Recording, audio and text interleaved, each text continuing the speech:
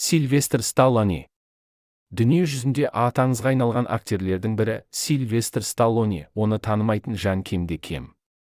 Сталлоне тумысынан сол жақ бетінің төменгі жағы қисық болып туған.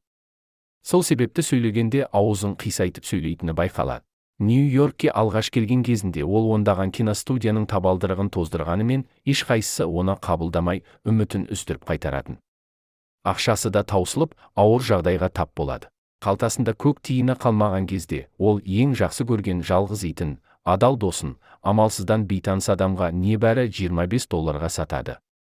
Бұл өміріндегі ең жан ауыртқан сәттердің бірі еді. Бір күні ол теледидардан Мұхаммед Әлидің жекпе-жегін көріп, ерекше шабыттанады. Сол әсерден кейін небәрі 3 күнде Рокки фильміне арналған сценарийді жазып шығады. Кейін оны киностудияларға ұсынады.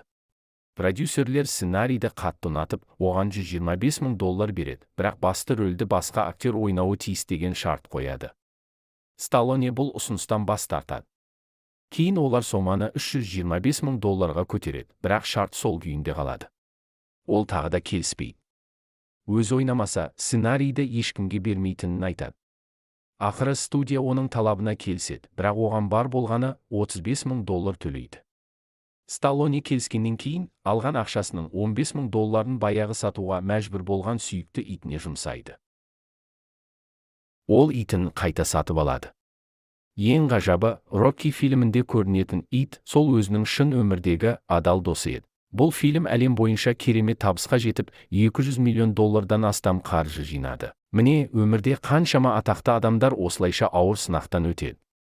Жетістік ешкімге тегін берілмейді. Оның құны бар. Ол тек табандылық танытқан, қиналғанда да берілмеген жандарға ғана бұйырады.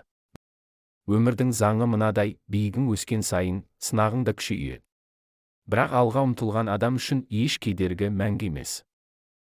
Оқы. Ойлан. Орында 2 кітабынан алынды. Кітапқа тапсырыс беру үшін биодағы сілтемені басыңыз.